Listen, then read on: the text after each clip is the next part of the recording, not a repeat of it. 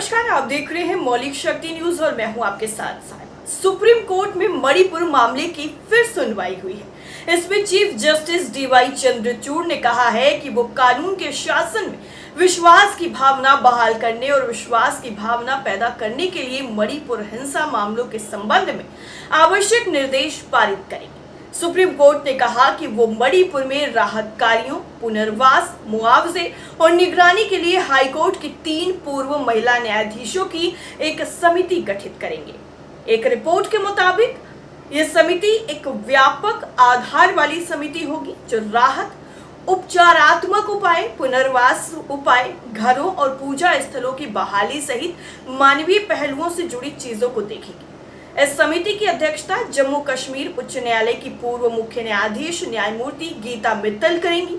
इस समिति में बॉम्बे हाईकोर्ट की पूर्व न्यायाधीश न्यायमूर्ति शालिनी फंसलार जोशी, दिल्ली हाईकोर्ट के पूर्व न्यायाधीश न्यायमूर्ति आशा मेनन भी शामिल रहेंगी।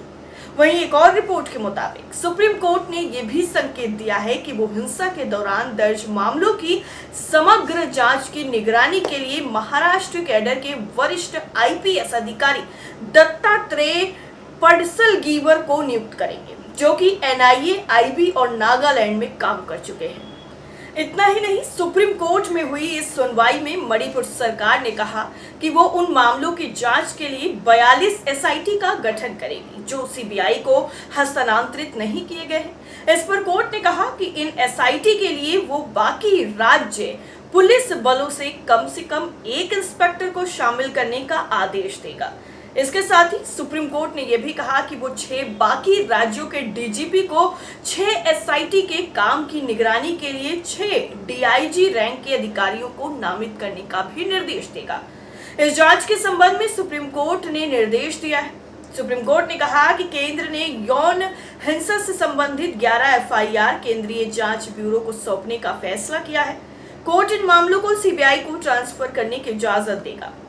हालांकि इसमें बाकी राज्यों से लिए गए एसपी नहीं तो कम से कम डीएसपी रैंक के 5 अधिकारी भी शामिल होंगे।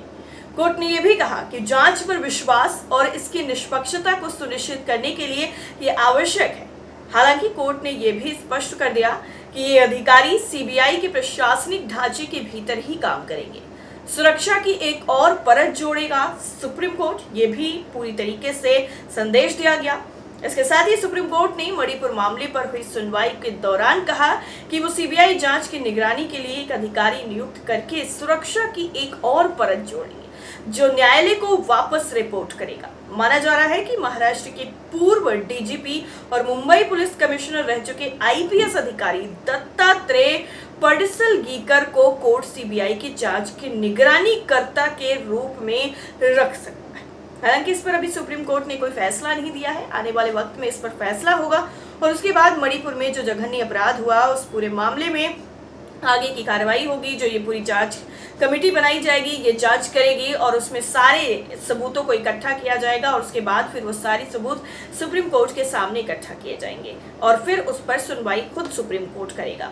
आपको अगर याद नहीं है तो आपको याद दिला दें कि पिछले 3 महीनों से मणिपुर आग में जल रहा है। 2 समुदायों के बीच टकराव चल रहा है, मेइती और कुकी समाज के बीच, और इसी का नतीजा ये हुआ कि अभी हाल ही में 2 महिलाओं को नग्न अवस्था में सड़कों पर उनसे परेड करवाई गई। उसके बाद उनके साथ सामूहिक दुष्कर्म किया गया।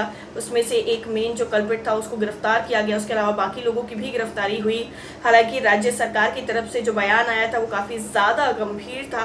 उसमें ये कहा गया कि कोई नया मामला नहीं है, ऐसे तो बहुत सारे मामले होते रहते हैं। इस पर भी सुप्रीम कोर्ट ने पूरी तरीके से आपत्ति जताई थी और कहा था कि सारे मामलों की जाँच की जाएगी और अब इस पूरे मामले की जाँच सुप्रीम कोर्ट की निगरानी में होगी। ऐसे राज्य सरकार को कोई आपत्ति नहीं है। आपत्ति होगी भी कैसे, क्योंकि राज्य की व्यवस्था को संभालने में किस तरीके से सरकार फेल रही है ये बताने की जरूरत नहीं है। आपका क्या मानना है इस रिपोर्ट को लेकर, कमेंट करके जरूर बताइए।